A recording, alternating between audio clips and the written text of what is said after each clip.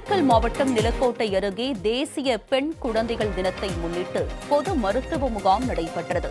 சிலுக்குவார்பட்டி கிராமத்தில் முத்து பல்நோக்கு மருத்துவமனை, சமூக மேம்பாட்டு அறக்கட்டளை மற்றும் ராம்நாத் குமரேசன் IAS அகாடமி சார்பில் மாபெரும் பொது மருத்துவ முகாம் நடைபெற்றது.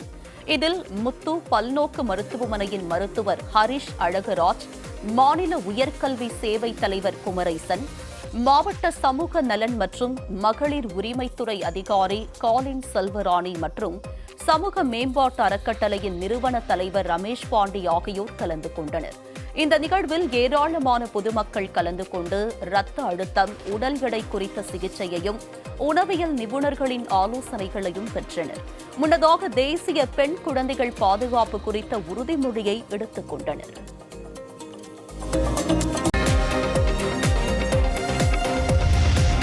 வனத்துறையினர் மிரட்டி 2000 ரூபாய் லஞ்சம் வாங்கியதாக திருவண்ணாமலை மாவட்டத்தில் உள்ள பர்வத மலைக்கு வந்த பக்தர்கள் குற்றம் சாட்டி வீடியோ ஒன்றை வெளியிட்டுள்ளனர். தென்மகா தேவமங்கலத்தில் 4560 அடி உயரத்தில் அமைந்துள்ள பர்வத மலையின் உச்சியில் ஸ்ரீ பிரம்மராம்பிகை உடனுரை மல்லிகார்ஜுனீஸ்வரர் கோவில் உள்ளது. இந்த நிலையில் பர்வத மலைக்கு வருகை புரிந்த 6 பேர் கொண்ட குழுவினர் வனத்துறையினர் மீது குற்றம் சாட்டி வீடியோவை வெளியிட்டுள்ளனர். அதில் பர்வதமலை அடிவாரத்தில் நுழைவுச் சீட்டு வாங்கும் இடத்தில் வனத்துறை சோதனை செய்ததாகவும், அப்போது தங்களிடம் கேமரா இருந்ததற்கு வழக்கு பதிவு செய்யப்படும் என்று மிரட்டியதாக அந்த வீடியோவில் தெரிவித்தனர். மேலும் வனத்துறையினர் 2000 ரூபாயை லஞ்சமாக பெற்றுக் கொண்டதாகவும், ஊருக்கு செல்ல பணம் இல்லாமல் தவித்ததாகவும் அந்த குழுவினர் வெளியிட்ட வீடியோவில் பதிவாகியிருந்தது.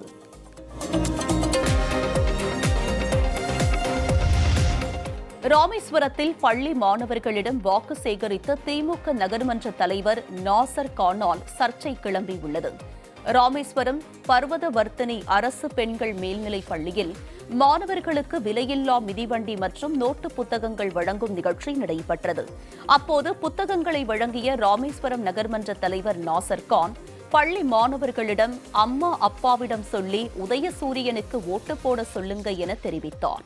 அரசு நிகழ்ச்சியில் பள்ளி மாணவ மாணவிகளிடம் திமுக நிர்வாகி ஓட்டு கேட்ட சம்பவம் அப்பகுதி மக்களிடையே அதிருப்தியை ஏற்படுத்தியது.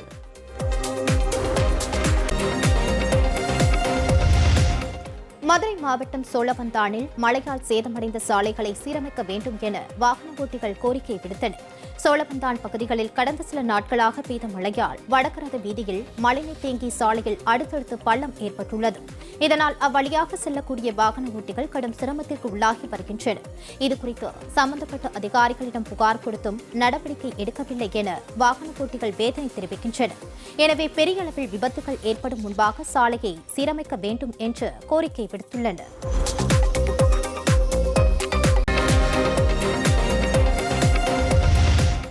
பண்டிகை காலம் முடிந்த நிலையில் சிவகங்கையில் கேந்தி பூ விலை வீழ்ச்சியடைந்ததாக விவசாயிகள் கவலையடைந்துள்ளனர்.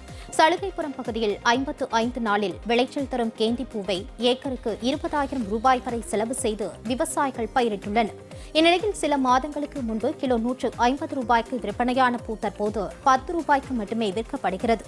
விலை கூலி செலவிற்கே போகாததால் பூக்களை பறிக்காமல் செடிகளிலேயே விட்டு செல்கின்றனர். பண்டிகை காலம் முடிந்ததும் தேவை குறைந்ததே விலை வீழ்ச்சிக்கு காரணம் என விவசாயிகள் தெரிவிக்கின்றனர். ரெண்டு பதிக்கு எந்த ஒரு விலையுமே இல்லை. 10 ரூபாயும் 20 ரூபாயும் போகுது. குடும்பத்தோட கஷ்டப்பட்டு உழைச்ச எந்த ஒரு பலனுமே கிடையாது. அதனால நாங்கள் பூவை பறிக்கல, அப்படியே போட்டோம் சார். இது அரசு கவனத்தில் அதை கொண்டு பார்த்து இழப்பீடு கொடுத்தா நல்லா இருக்கும் சார். நெல்லை மாவட்டம் மணிமுத்தாறு அருவியில் வெள்ளப்பெருக்கு குறைந்ததால் சுற்றுலா பயணிகள் குளிக்க அனுமதி வழங்கப்பட்டுள்ளது. மேற்கு தொடர்ச்சி மலைப்பகுதியில் பலத்த மழை காரணமாக மணிமுத்தாறு அருவியில் கடந்த 2 நாட்களாக வெள்ளப்பெருக்கு ஏற்பட்டது. தற்போது மணிமுத்தாறு அருவியில் நீர்வரத்து சீராக உள்ளதால் சுற்றுலா பயணிகள் குளிப்பதற்கு இன்று முதல் அனுமதி வழங்கப்பட்டுள்ளது. இதனால் சுற்றுலா பயணிகள் மகிழ்ச்சியடைந்தனர்.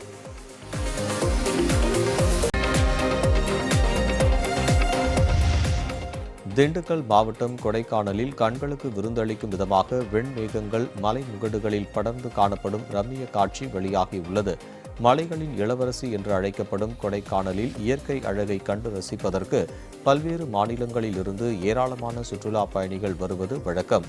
இந்நிலையில் கடந்த சில நாட்களாக உறைபனி காணப்பட்ட நிலையில் மலைமுகடுகளை கடல் அலையைப் போல் வெண்மேக கூட்டங்கள் கடந்து சென்றது. சுற்றுலா பயணிகளின் கண்களுக்கு விருந்தாக அமைந்தது. இந்த ரம்மிய காட்சியை காண ஏராளமான சுற்றுலா பயணிகள் குவிந்தனர்.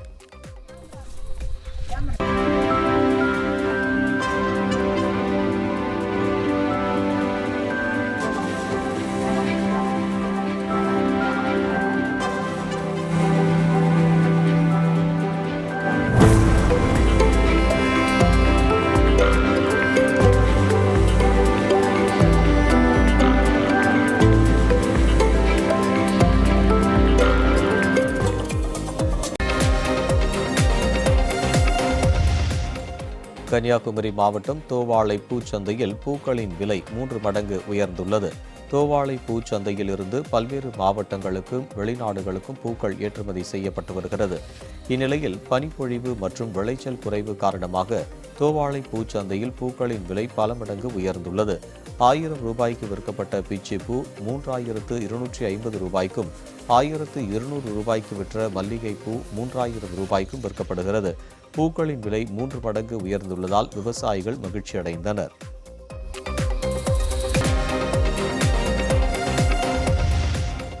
கோவை மாவட்டம் நொய்யலாற்று பள்ளத்தாக்கில் 3500 ஆண்டுகளுக்கு முந்தைய காண்டாமிருகத்தின் எலும்புகள் கண்டெடுக்கப்பட்டுள்ளன. தஞ்சாவூர் தமிழ் பல்கலைக்கழக கடல்சார் வரலாறு மற்றும் கடல்சார் தொல்லியல் சார்பில் 2024ஆம் ஆண்டு முதல் மோளப்பாளையம் நொய்யலாற்று பள்ளத்தாக்கில் தொல்லியல் அகழாய்வுகள் மேற்கொள்ளப்பட்டன. அதில் பல தொல்பொருள்கள் கண்டுபிடிக்கப்பட்டுள்ளன. இந்நிலையில் கேரள பல்கலைக்கழக தொல்லியல் துறையின் முனைவர் அபயன், மாணவர் அஜித் ஆகியோர் அண்மையில் காண்டாமிருகத்தின் எலும்புகளை கண்டறிந்துள்ளனர். இதன் மூலம் 3500 ஆண்டுகளுக்கு முன்பு தமிழகத்தில் காண்டாமிருகம் வாழ்ந்தது உறுதி செய்யப்பட்டுள்ளது.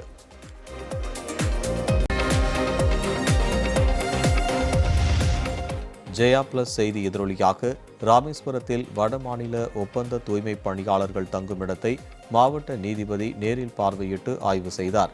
ராமநாதபுரம் மாவட்டம் ராமேஸ்வரம் நகராட்சியில் வடமாநிலத்தைச் சேர்ந்த 100க்கும் மேற்பட்ட தூய்மை பணியாளர்கள் ஒப்பந்த அடிப்படையில் பணிபுரிந்து வருகின்றனர்.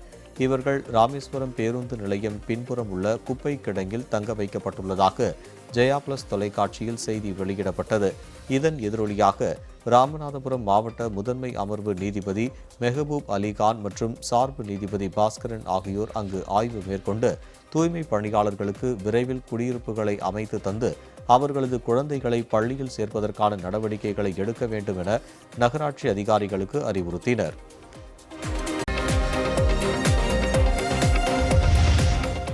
தூத்துக்குடியில் நியாய விலைக் கடையில் பயோமெட்ரிக் இயந்திரத்தில் ஏற்பட்ட பழுது காரணமாக பொதுமக்கள் பொருட்களை வாங்க முடியாமல் நாள் முழுவதும் காத்திருந்து அவதியடைந்தனர். கால்ட்வெல் காலனி பகுதியில் அமைந்துள்ள நியாய விலைக் கடையில் பொருட்களை வழங்க பயன்படும் பயோமெட்ரிக் இயந்திரம் பழுதடைந்தது. இதனால் காலை முதல் மாலை வரை ஏராளமான பெண்கள் நீண்ட வரிசையில் காத்திருந்தும் பயோமெட்ரிக் பதிவு முடியாததால் ரேஷன் பொருட்களை வாங்க முடியாமல் ஏமாற்றத்துடன் திரும்பிச் சென்றனர். அடிக்கடி இதுபோன்ற நிகழ்வு ஏற்படுவதாக வேதனையுடன் தெரிவித்த பொதுமக்கள் உடனடியாக நடவடிக்கை எடுக்க வேண்டும் என கோரிக்கை வைத்துள்ளனர்.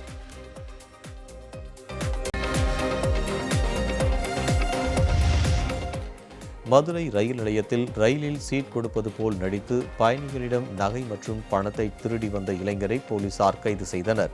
கடலூர் மாவட்டம் திருவந்திபுரத்தைச் சேர்ந்த கார்த்திக் என்பவர் மதுரை ரயில் நிலையத்தில் பயணிகளிடம் பேச்சு கொடுத்து உட்காரவும் சீட் பிடித்து கொடுத்து நல்லவர் போல் நடித்துள்ளார். பின்னர் அந்த பயணிகள் அயர்ந்து தூங்கும் நேரத்தில் பணம் மற்றும் நகையை திருடி வந்துள்ளார். இதுபோன்ற சம்பவங்கள் தொடர்ந்து நடைபெற்று வருவதால் ரயில்வே போலீசார் வழக்கு பதிவு செய்து ரயில் நிலையத்தில் பொருத்தப்பட்டிருந்த சிசிடிவி கேமராவை ஆய்வு செய்துள்ளனர். அதில் சந்தேகத்திற்குரிய வகையில் நடமாடிய கார்த்திக்கை பிடித்து விசாரணை செய்ததில் உண்மையை ஒப்புக்கொண்டுள்ளார். இதனைத் தொடர்ந்து கார்த்திக்கையும் அவரிடம் நகைகளை வாங்கி விற்பனை செய்து வந்த பிரபாகரனையும் போலீசார் கைது செய்தனர்.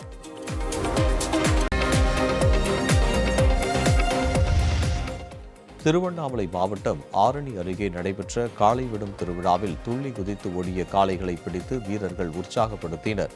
தை கிருத்திகையை முன்னிட்டு களம்பூர் பேரூராட்சியில் 2ஆம் ஆண்டு காளை விடும் திருவிழா வெகு விமரிசையாக கொண்டாடப்பட்டது. இதில் கிருஷ்ணகிரி, ஓசூர், விழுப்புரம் உள்ளிட்ட மாவட்டங்களில் இருந்து சுமார் 300க்கும் மேற்பட்ட காளைகள் பங்கேற்று வாடிவாசல் வழியாக துள்ளி குதித்து ஓடியது.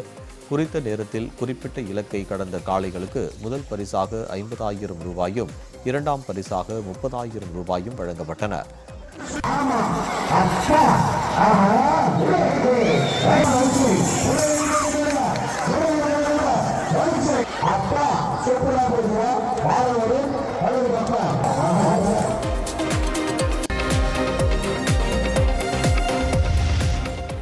வேலூர் அருகே உடன் பணியாற்றிய பெண்ணுக்கு பாலியல் தொல்லை அளித்த மாவட்ட அறிவியல் மைய அதிகாரி மீது வழக்கு பதிவு செய்யப்பட்டுள்ளது. வசந்தபுரத்தைச் சேர்ந்த பெண் ஒருவர் மாவட்ட அறிவியல் மையத்தில் காட்சிப் பொருட்களை விளக்கும் தற்காலிக பணியாளராக பணியாற்றி வருகிறார். இவருடன் அதே அறிவியல் மையத்தில் பணிபுரியும் சதீஷ்குமார் என்பவர் கடந்த 6 மாதங்களாக பாலியல் தொல்லை கொடுத்ததாக கூறப்படுகிறது. இதுகுறித்து பாதிக்கப்பட்ட பெண் அளித்த புகாரின் அடிப்படையில் மாவட்ட அறிவியல் மைய அதிகாரி மீது வழக்கு பதிவு செய்யப்பட்டுள்ளது.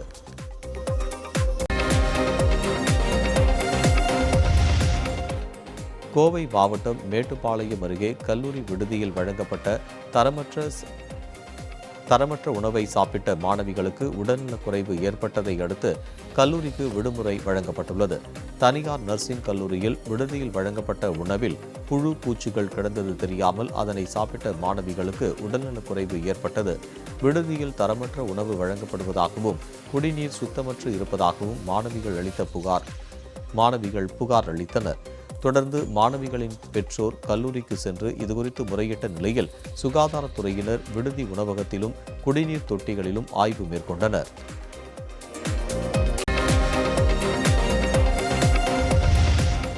திருவண்ணாமலை மாவட்டம் சின்னக்கடை தெருவில் உள்ள சுப்பிரமணிய சுவாமி கோயிலில் மூதாட்டியின் கழுத்தில் இருந்த 3 சவரன் சங்கிலியை மர்ம நபர் அறுத்துச் சென்றதால் பரபரப்பு ஏற்பட்டது.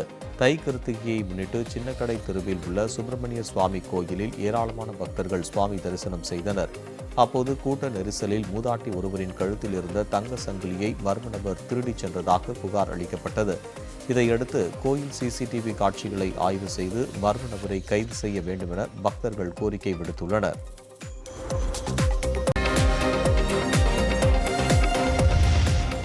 சிவகங்கை அருகே கிராஃபைட் கனிம வள சுரங்கம் அமைக்க எதிர்ப்பு தெரிவித்து 3000க்கும் மேற்பட்டோர் மாவட்ட ஆட்சியர் அலுவலகம் முன் ஆர்ப்பாட்டத்தில் ஈடுபட்டனர். அரசனூர், இலுப்பைக்குடி, தமராக்கி, கிளாதரி, குமாரப்பட்டி ஆகிய கிராமங்களில் உள்ள சுமார் 1565 ஏக்கர் நிலத்தை மத்திய மாநில அரசு கையகப்படுத்தி கிராஃபைட் கனிம வள சுரங்கம் அமைக்க தனியாருக்கு வழங்க உள்ளதாக கூறப்படுகிறது. இதற்கு எதிர்ப்பு தெரிவித்து அக்கிராமங்களைச் சேர்ந்த மக்கள் கடந்த டிசம்பர் மாதம் முதல் போராட்டத்தில் ஈடுபட்டு வரும் நிலையில் பேரணியாக வந்து மாவட்ட ஆட்சியர் அலுவலகத்தில் போராட்டத்தில் ஈடுபட்டதால் அங்கு ஏராளமான போலீசார் குவிக்கப்பட்டனர்.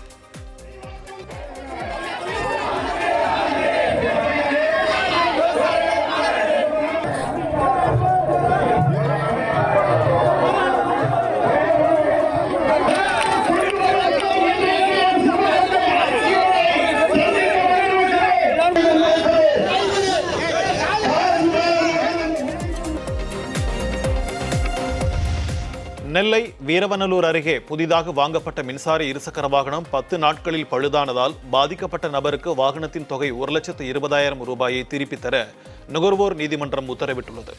கீழாக்குளம் பகுதியைச் சேர்ந்த பூர்ணிமா என்பவர் கடந்த 2024ஆம் ஆண்டு ஜனவரி மாதம் 1,20,000 ரூபாய் கொடுத்து மின்சார இருசக்கர வாகனத்தை வாங்கியுள்ளார். ஆனால் 10 நாட்களில் வாகனம் பழுதானதால் இதுகுறித்து அந்நிறுவனத்திடம் புகார் அளித்தும் அலட்சியமாக நடந்து கொண்டதாக கூறப்படுகிறது.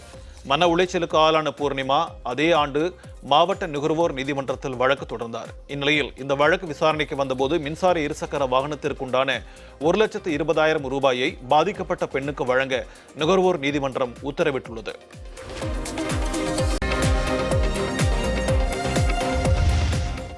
கோவை மாவட்டம் அன்னூர் அருகே தவறான பூச்சிக்கொல்லியால் 10 ஏக்கர் வெங்காய பயிர்கள் கருகி நாசமானதால் இழப்பீடு வழங்க விவசாயி ஒருவர் கோரிக்கை விடுத்துள்ளார். ஆயக்கவுண்டம்தூர் கிராமத்தை சேர்ந்த முருகசாமி என்பவர் சுமார் 10 ஏக்கரில் வெங்காயம் பயிரிடப்பட்டுள்ளார். இந்நிலையில் பயிர்களை நுனிக்கருகள் நோய் தாக்கியதால் தனியார் மருந்து கடையில் பூச்சிக்கொல்லி மருந்து வாங்கி தெளித்துள்ள மருந்து தெளித்த சில நாட்களிலேயே வெங்காய பயிர்கள் கருகி காய்ந்து விட்டதால் வேளாண் துறை அதிகாரிகளிடம் புகார் அளித்துள்ள பயிரை ஆய்விற்கு எடுத்து சென்று 10 நாட்கள் ஆகியும் அதிகாரிகள் எந்த முடிவும் தெரிவிக்கவில்லை என அவர் குற்றம் சாட்டியுள்ளார். எனவே தமிழக அரசு அதிகாரிகள் மீது உரிய நடவடிக்கை எடுத்து பாதிக்கப்பட்ட பயிர்களுக்கு இழப்பீடு வழங்க வேண்டும் என கோரிக்கை விடுத்துள்ளார்.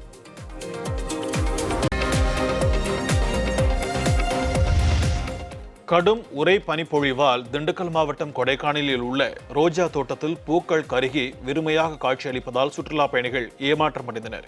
கொடைக்கானல் மலைப்பகுதிகளில் கடந்த 2 மாதங்களாக கடும் குளிர் நிலவி வருவதுடன் உறை பனியும் பெய்து வருகிறது. இந்நிலையில் அங்குள்ள ரோஜா தோட்டத்தில் உறை பனி காரணமாக மலர்கள் காய்ந்து கருகுகின்றன.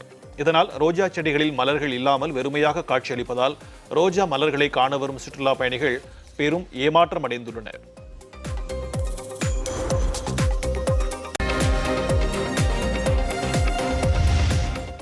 செங்கல்பட்டு மாவட்டம் மதுராந்தகம் அருகே கோவில் கதவை உடைத்து 2 கிலோ வெள்ளி நகைகளை கொள்ளையடித்து சென்ற சம்பவம் பரபரப்பை ஏற்படுத்தியுள்ளது.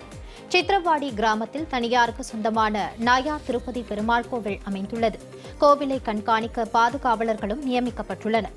இந்நிலையில் கோவிலின் பூட்டை உடைத்த மர்ம நபர்கள் பெருமாளுக்கு அணிவிக்கப்பட்ட வெள்ளி கிரீடம், பூநூல் மற்றும் சடாரி பூஜை பொருட்கள் என சுமார் 5 லட்சம் ரூபாய் மதிப்புள்ள 2 கிலோ வெள்ளிப் பொருட்களை திருடி சென்றுள்ளனர். இது தொடர்பாக கோவில் நிர்வாகிகள் புகார் அளித்ததன் பேரில் போலீசார் தடயங்களை சேகரித்து கொள்ளையர்களை தேடி வருகின்றனர்.